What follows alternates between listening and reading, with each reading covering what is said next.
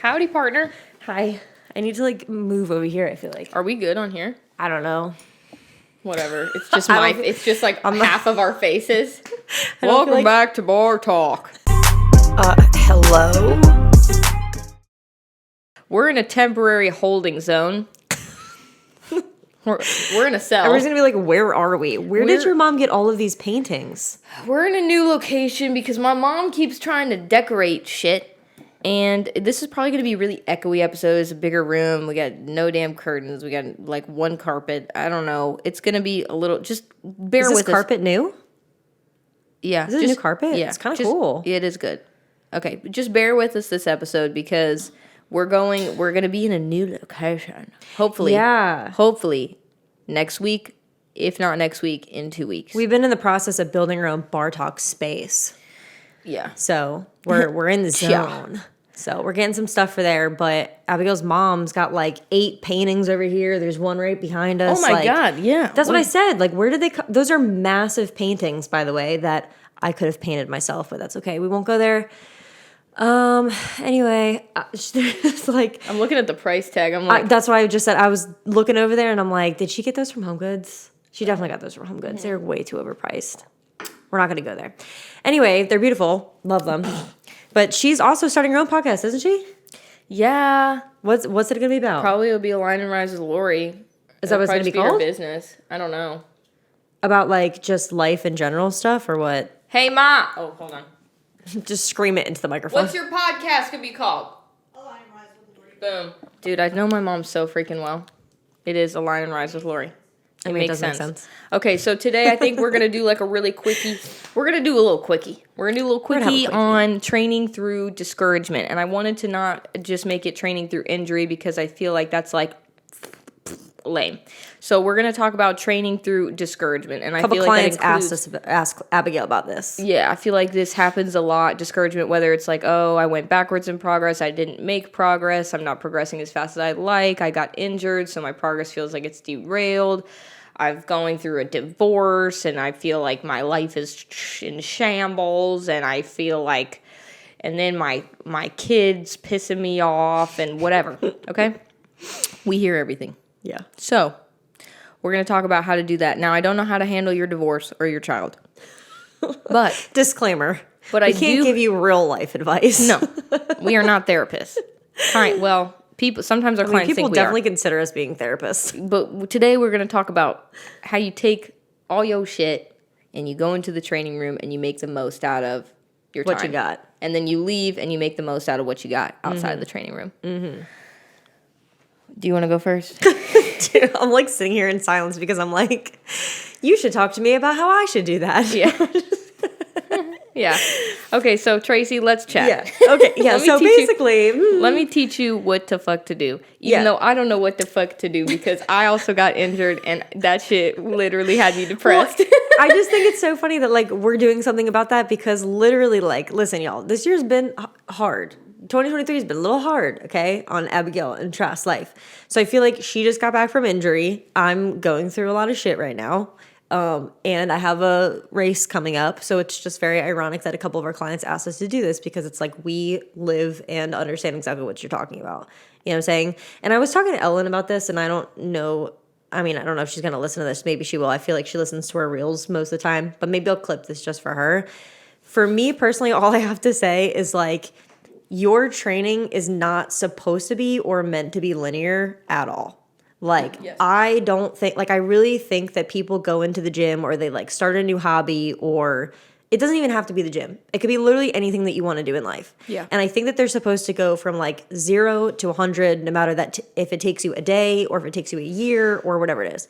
And it's just not realistic. Like, the most realistic thing is to know that failure is a part of the process and, like, ebbing and flowing through whatever it is that you're learning and going through is a part of the end process. So training or whatever your hobby is that you're going through is not supposed to be linear. So you just have to almost like accept that and then move forward knowing that that's how it's supposed to be. I think there's a few ways to approach discouragement in the gym, right? One is, you said it perfectly, and I think there's like sectors to that, is progress is not linear, right? So like you have to sometimes stay stagnant.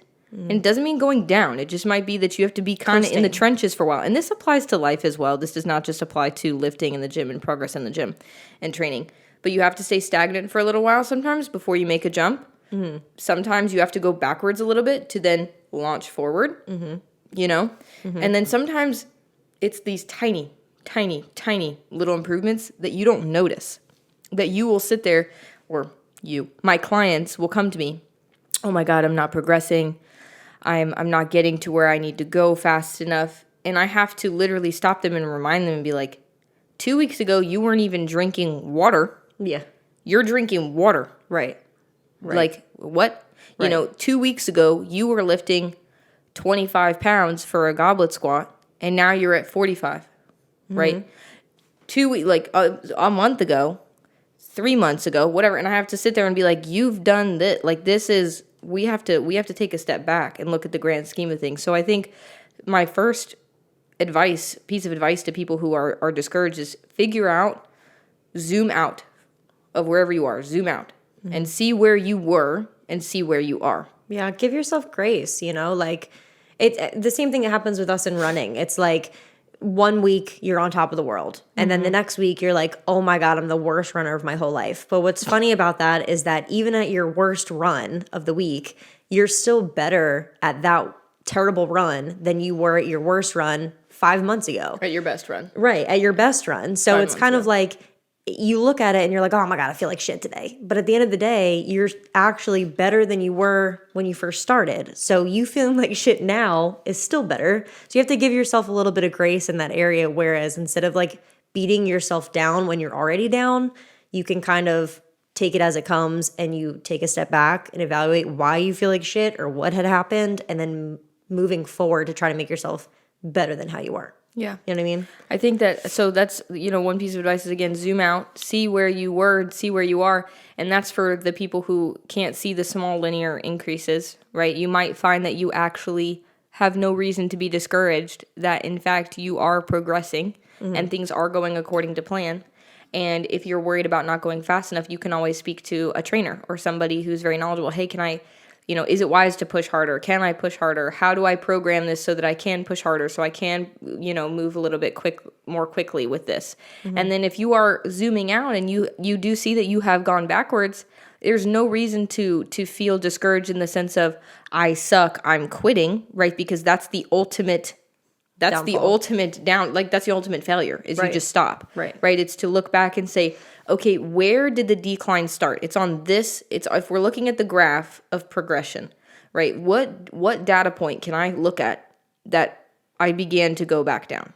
And it was like the data point of my vacation, the data point of my divorce with my husband, the data point of my kids going through something, the data point of me binging, right? Like whatever it is, you can find it, track it, and then you could say, okay, so this is where I got off. Now let me look at the following data points. Where did I continue to go down? How did I allow that to continue to go down? And how can I correct that in the future? And to me, that's actually a very valuable thing, because it's like, learn it sooner rather than later. Yeah. Learn your faults, learn the weak points, learn the struggle and your triggers sooner rather than later, earlier in your journey, so that later, when things are really important, they matter, they're solid, it's a huge foundation, right?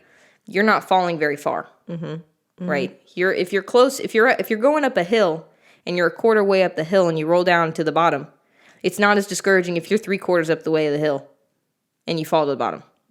It's rough. Yeah, totally. So I'll totally attest to that. Like, I will say, like, as you grow to, like, whether it's through injury or however you might fall off your wheel, like, recognizing how badly you fall and then changing that is huge. Like, for me, okay, I would say, like, I'm the type of person that, like, I'm disoriented as fuck on a daily basis.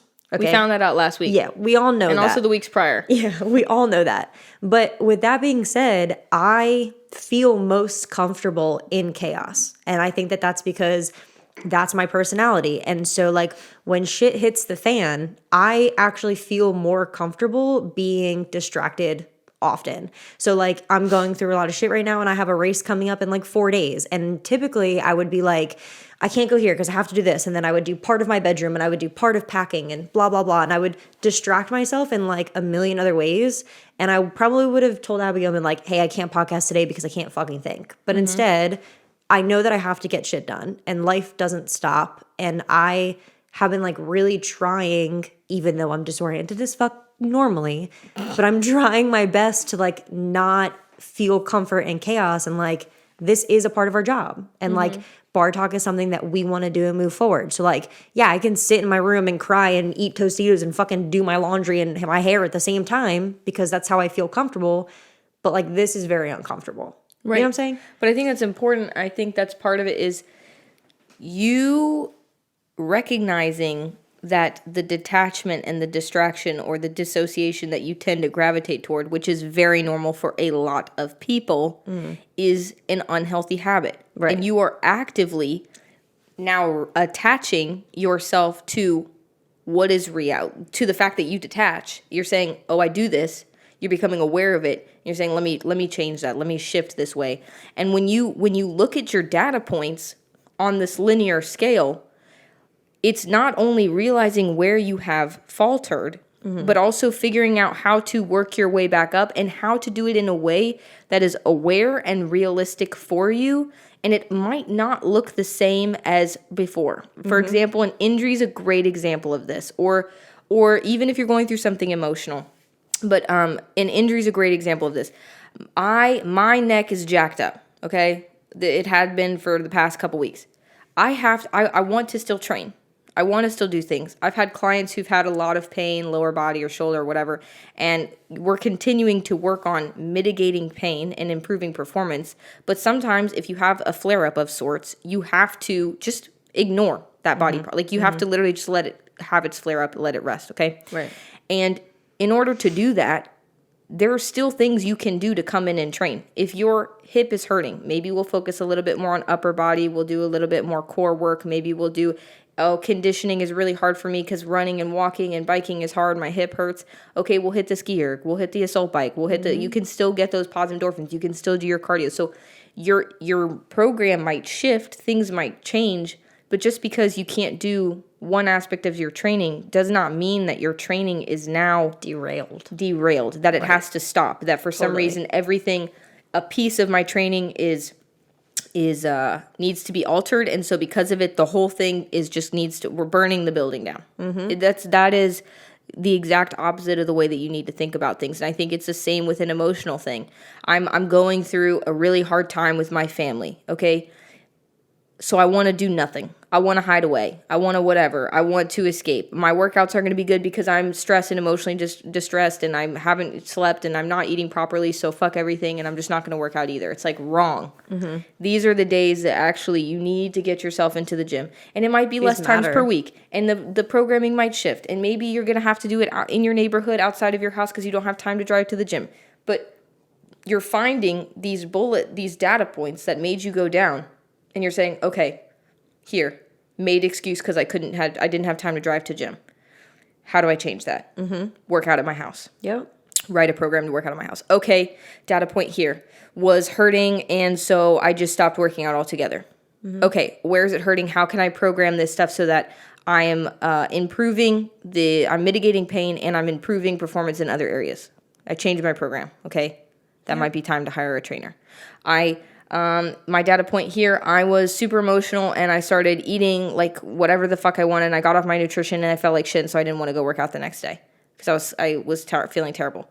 Okay, I'm going to make sure that when I grocery shop, I'm buying the right things. I'm keeping the right things in my household. I'm journaling when I feel like I want to get those cravings. I'm going on walks and I'm making sure I get to the gym no matter what. Right. That's the key. I eat like shit, even if I do fuck up, even if I do hit that negative data point, I'm still going to the gym. I'm still going to say, fuck that. No matter what, you do something different to try to react against it. Like, and that's huge too. And, you know, like she said it before, like, a while ago, but you're gonna be your own worst critic. So like if you are somebody that doesn't know what you're doing, like find one of us or find a trainer, because we see in our clients a lot of how they progress and they don't really see anything at all. So I feel like a lot of times when people are injured, they're like, oh, well, I was hurt, so I didn't come in at all last week. And it's like, we see how far you came before last week. So we're like, why did you stop? Like, there could have been so much more that we could have done for you in that week that you felt like shit, And I have one of the people that's in our classes right now, I won't say names or anything,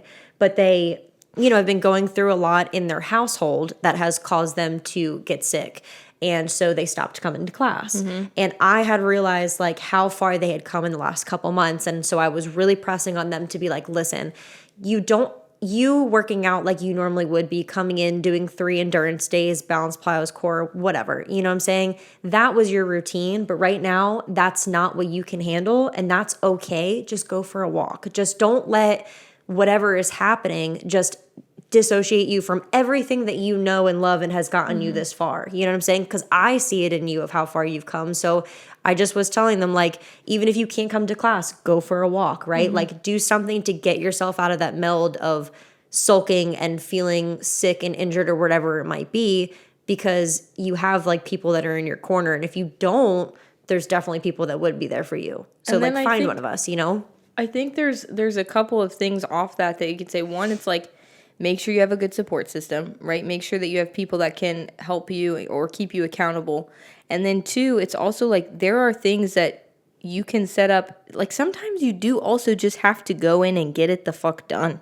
I mean, and that's kind of like a blunt, but it's sometimes I think that self-sabotage is such a huge thing that people do unconsciously. And that's something that I have actually realized with myself that I had been doing my whole life, is just like binge eat, can't get a good workout in because I slept bad, I feel depressed, my workouts, right? So I don't work out. Like there's loops that go into the process of doing something that sabotages yourself. And so sometimes you just have to like stop it right there. Like there were times when I would binge eat, right? And I wake up and I feel like shit, right? The loop starts and it's like, I'm going the fuck to work out. I don't care if I feel like shit because I'm not letting this win anymore. And so like the awareness to realize, where am I sabotaging myself here?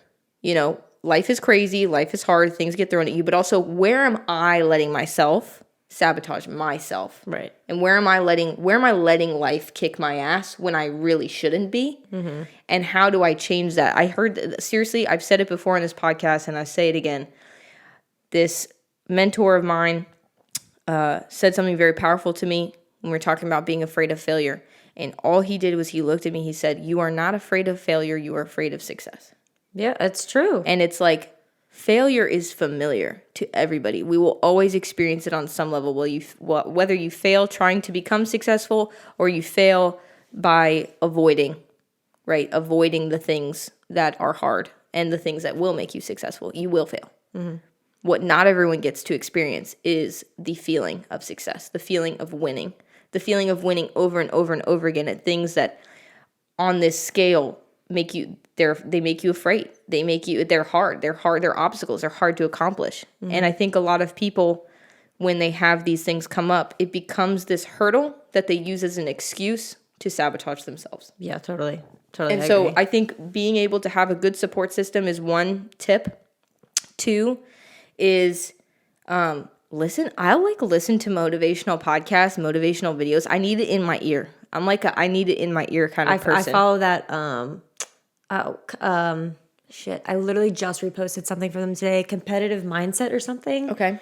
I'll find it though, just because. Andy but that's Frisella's good. Some stuff they have like stuff on YouTube. I mean, like I'll just look up like generic videos, like inspirational videos on YouTube that are really inspiring. It says, it's this one's called Compete Every Day. It's not the same one I was talking about, but I literally reposted something today. It says, "Don't let what you're comfortable doing stop you from what you're capable of doing." Preach, motherfucker. Right. Also making sure journaling, being aware of like when you feel these triggers arise, when you feel yourself wanting to make excuses, writing it down, thinking it in your head, having some kind of tool like Mel Robbins has the 5 countdown from 5 thing. Oh, right? yeah. 5, 4, 3, 2, 1, you do it, so like everyone, I swear to God, every fucking episode. Guess who it is? Drew. God damn it, Drew. God damn it. Oh my God.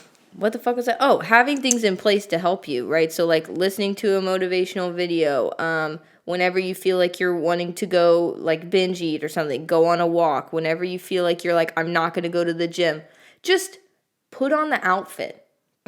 You know, like seriously, like just put on your workout outfit.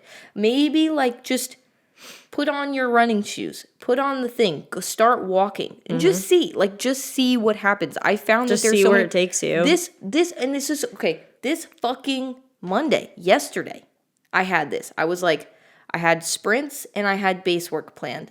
And I legitimately sat there and I was like, while I'm getting ready to do my sprints, I'm like, man, this is my fucking bitch head, right? Man, I'm fasted and maybe I'll do my sprints another day and I'll just do my base work today. My base work is still hard. I can make my base workout longer and blah, blah, blah, blah, blah.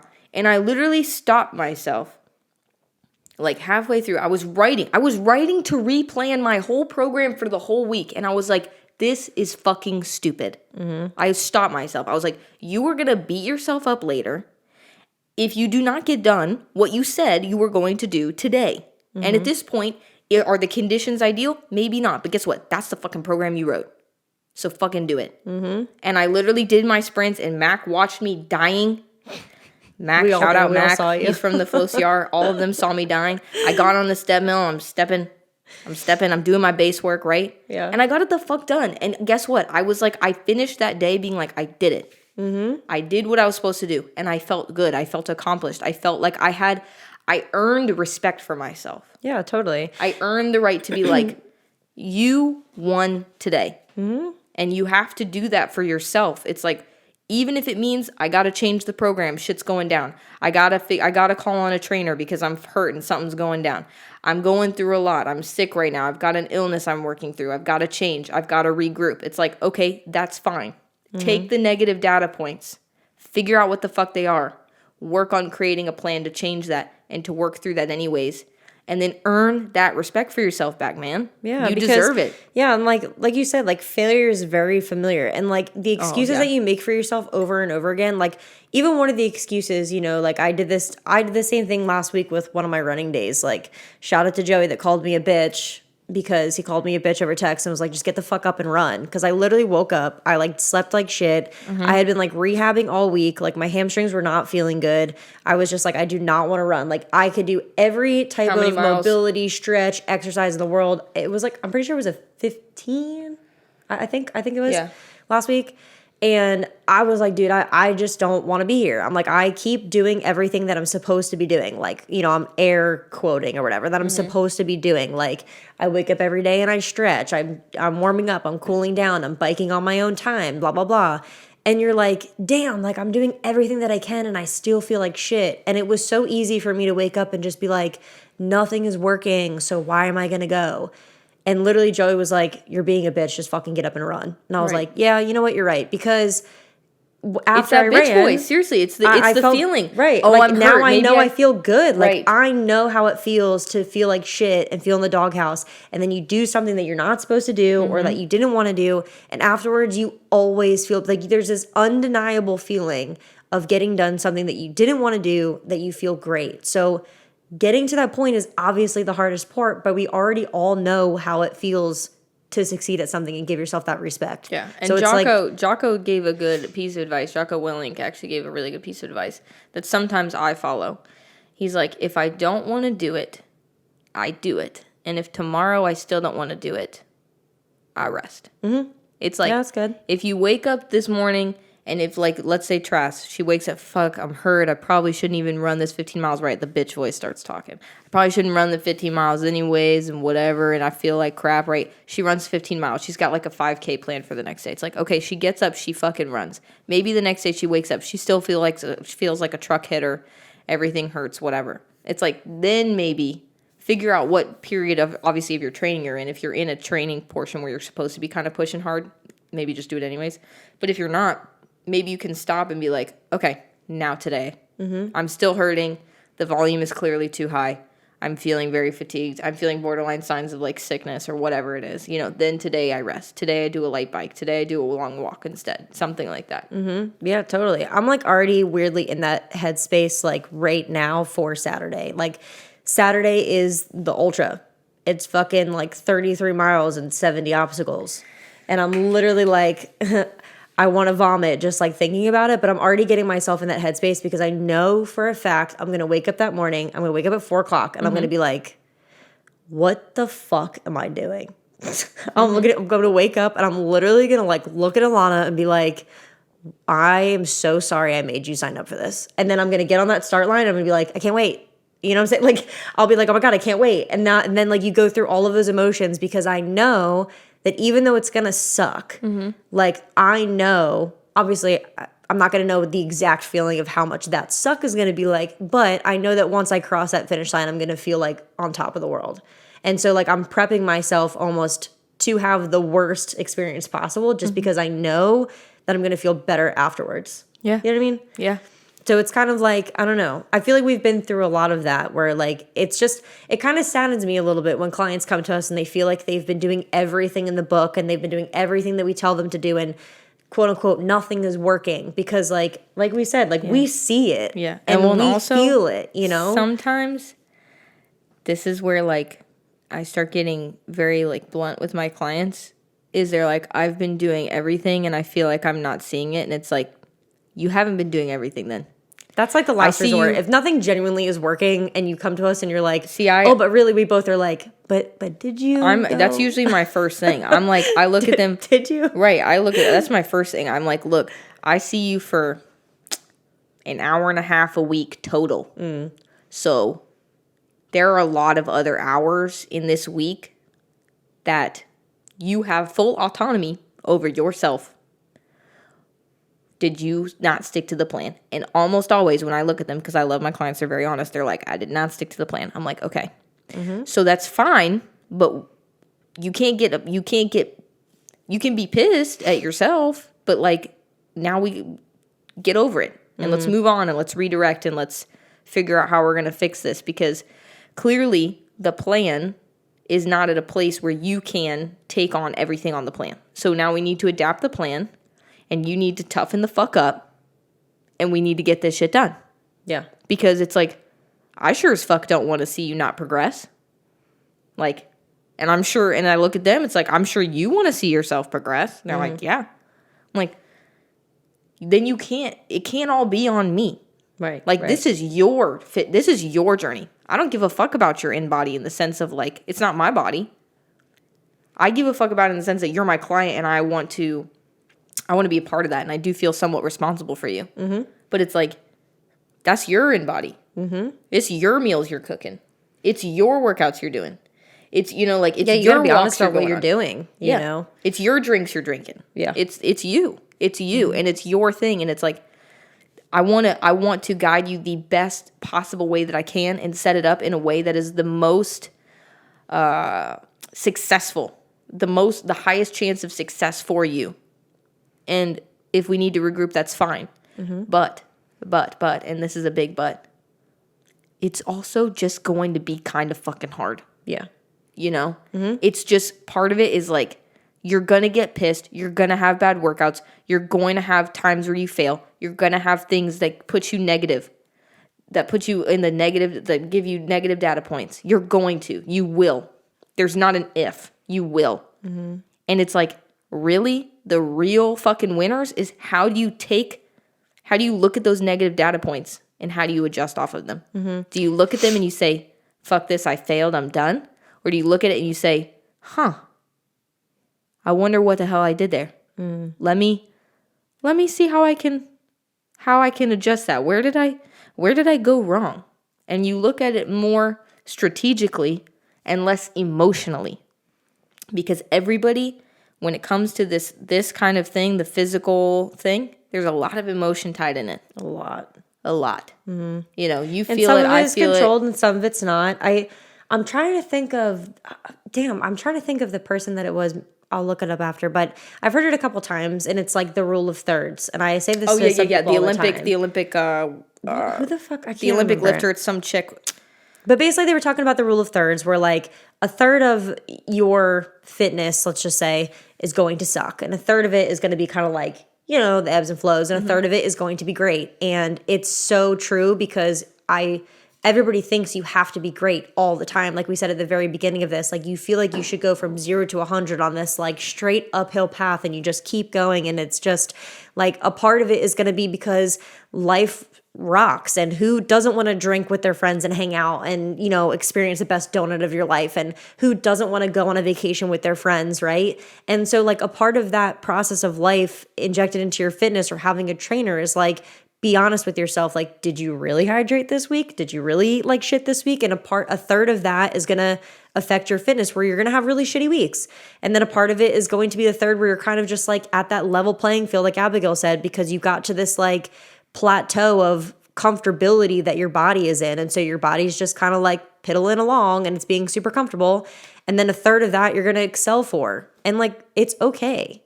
You know, like that's how it's supposed to happen. That's how everything is supposed to happen. That's progress, you know? It is non-negotiable. Yeah. You can't, like, you can be like me and try to fight it. And then you really life really tells you to kick fucking rocks. And you get hurt. Yeah. And you abuse yourself. Right. Don't be like Abigail and fight it. Don't fight it.